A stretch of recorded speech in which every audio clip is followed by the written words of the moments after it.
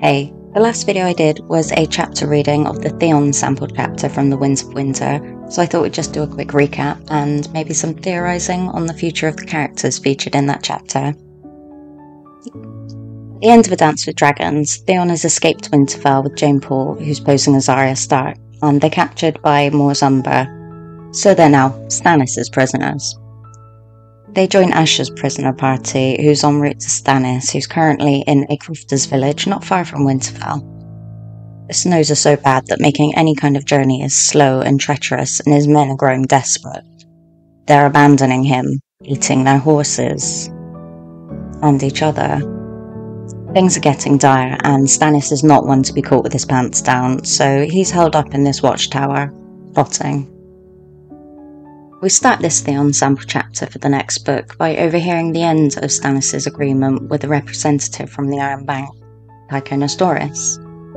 The ink is frozen and Stannis decides to start up a blood sacrifice of himself and sign the contract in his own blood.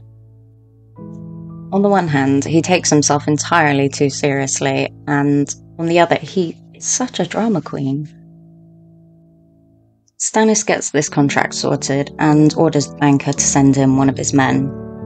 Stannis is surrounded by men who love the Lord of Light, R'hllor. They really want to burn people. I really like the fact that Theon calls Sir Richard Hawke the King's familiar, because whilst that can be used in the term of like a friend or companion, it can also be used in a magical sense, like a witch's familiar being their cat.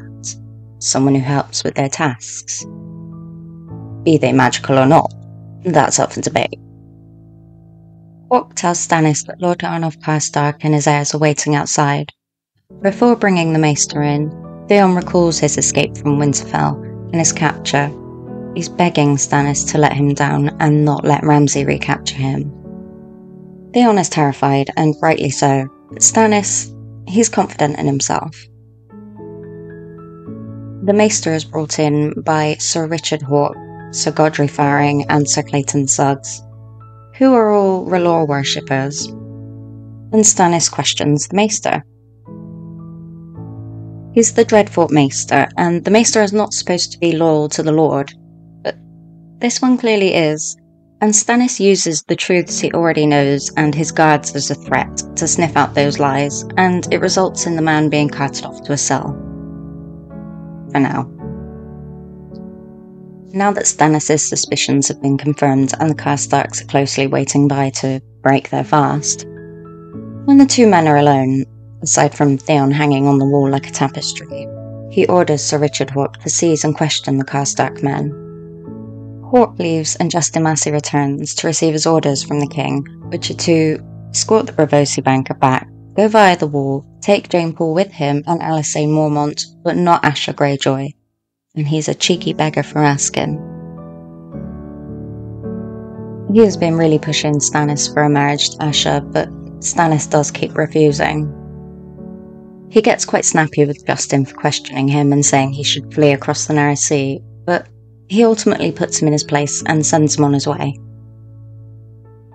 He tells Justin that he may hear rumours of his death, and they may not be true, which makes me wonder why Stannis won't flee across the narrow sea, but he might be willing to fake his own death or go into hiding.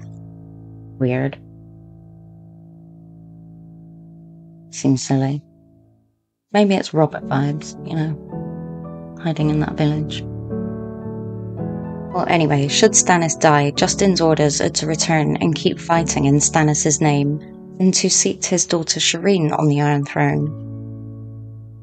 Which, to be honest, she seems like a nice girl, maybe she'd make a good queen, but her odds are way down, so yeah. A nice thought though. Stannis then moves to question Theon about Bolton's numbers and grumbles about the Northern Lords that have gone to rally around him, particularly Wyman Manderley. Stannis believes that Manderley has killed Davos, his Onion Knight, his one unbiased voice of reason. They're interrupted by the arrival of Lord Arnulf Karstark and his son and his grandsons, who woke up today and chose violence.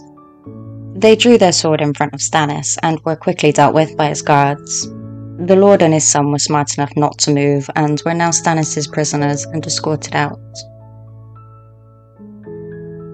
Stannis' first question to Theon had been about the Bolton numbers, but now he turns his attention to the Umbers, and Theon tells him that the Umbers only have green boys.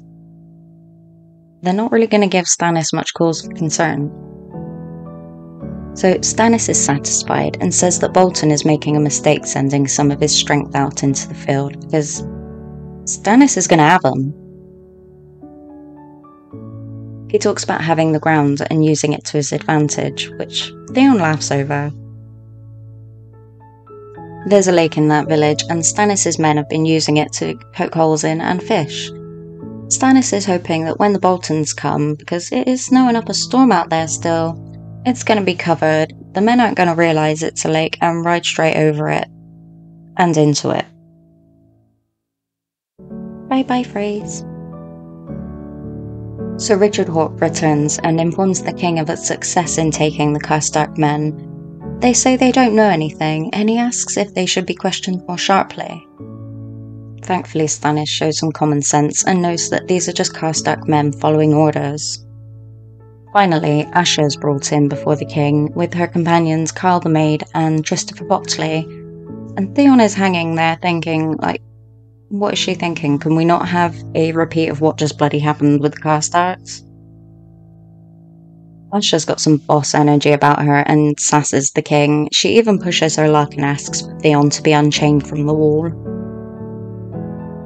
She's bargaining for her brother in a smart way. She knows he's a dead man, but the manner of his dying is still something up for debate, and she can at least give him some dignity in that.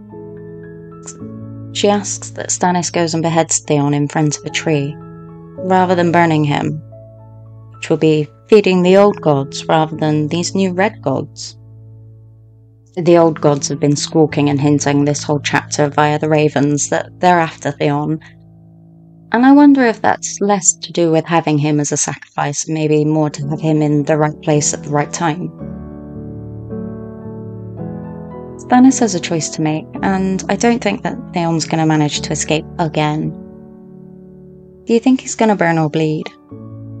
Do you think Stannis is even going to get a chance to make that choice? Let me know. Cheerio!